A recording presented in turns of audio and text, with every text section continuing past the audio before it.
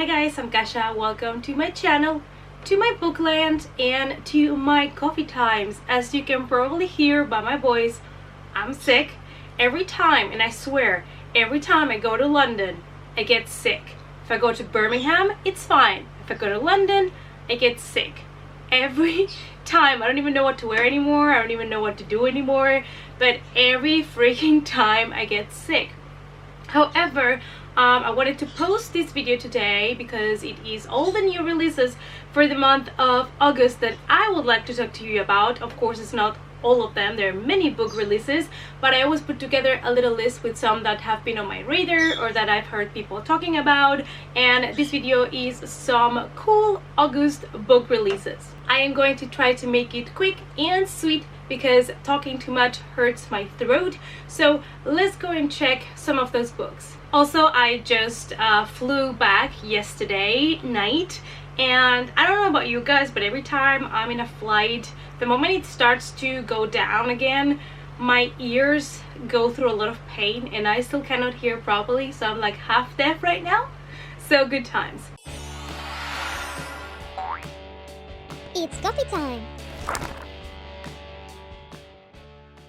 Alright, so I have my list ready, and let's talk first about the books that are coming out on the 6th of August. We have Hollow Kingdom by Kira Jane Buxton, and this is a science fiction fantasy, and I've heard only good things about it. One of the best things about this book is that it is told from the perspective of a crow, which I already find fascinating, and apparently it's like a coward crow that ends up having to be a hero in order to save humanity and the world from the apocalypse. Sounds very different and interesting, and definitely one that I would like to check out at some point. Then we have Ziggy, Stardust and Me by James Brandon, and this is his debut novel, and it is a YA novel that includes LGBT characters. It is set in 1973, where being gay was still considered an illness, and about two guys that fall in love with each other. So I think this is gonna be heartbreaking, but also a great story, so definitely interested in this one as well. Then we have Swipe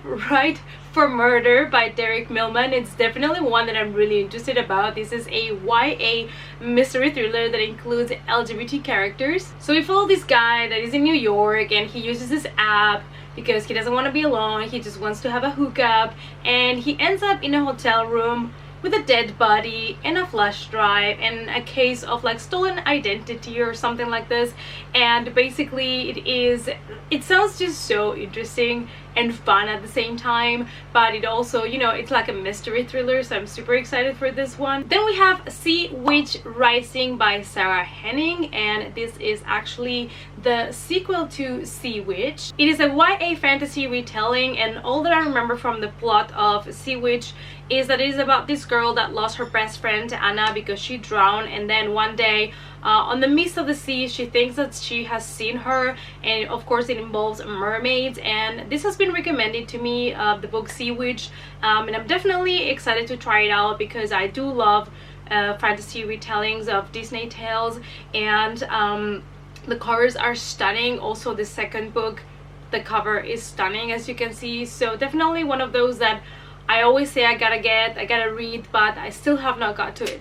Then we have The Right Swap by Alicia Rai, and this is going to be #1 in a series. The series is gonna be called Modern Love, and this is an adult contemporary romance. It's basically about this girl that has created this great app, to finding your partner, but for herself, she just, doesn't care about love. She just focuses on work, but of course she has occasionally her hookups, and one day she gets partnered with somebody that she cannot get out of her head.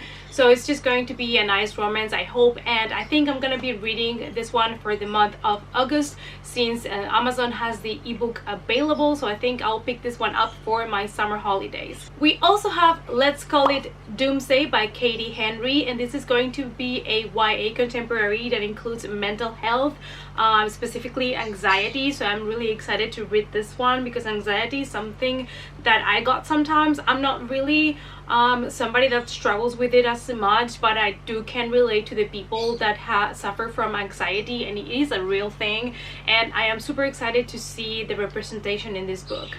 So we're following the story of Hannah, and she basically is obsessed with the end of the world, and she in her head is playing all the different scenarios in how like the world could end and what she could do to try to avoid that to happen.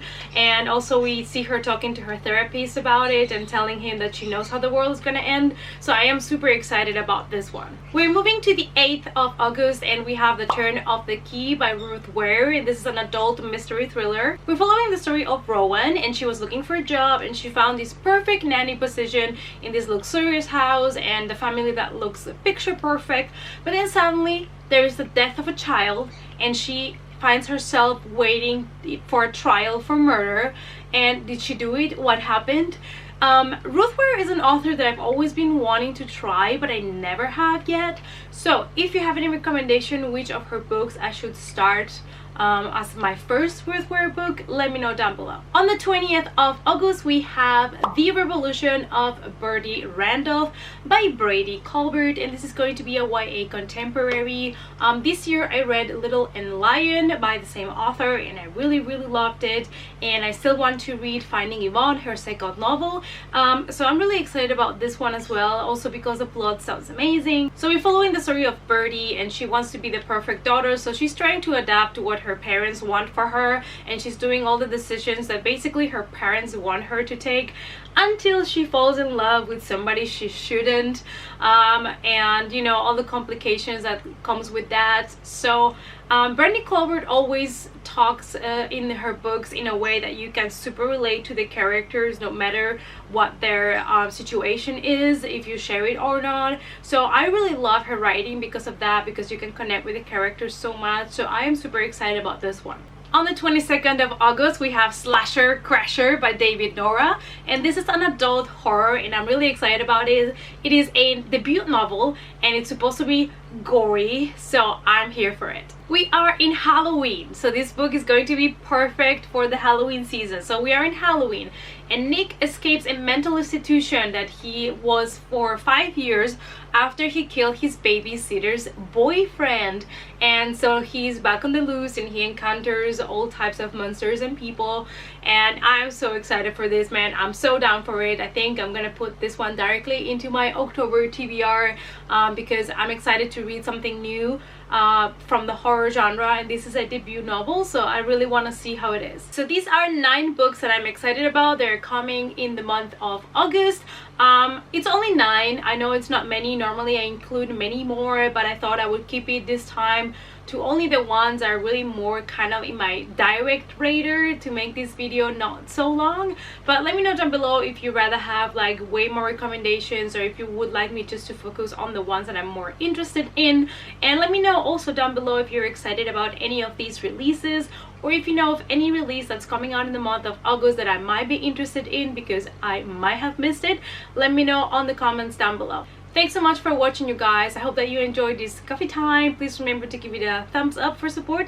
Subscribe to the channel. If you want to follow me in other social media, you can also find me in Twitter, Instagram, and Facebook. And also, don't forget to click on the notification bell button, because then you'll be notified every time I upload videos, so you won't miss any more coffee times with me. And I hope to see you all in the next coffee time. Bye!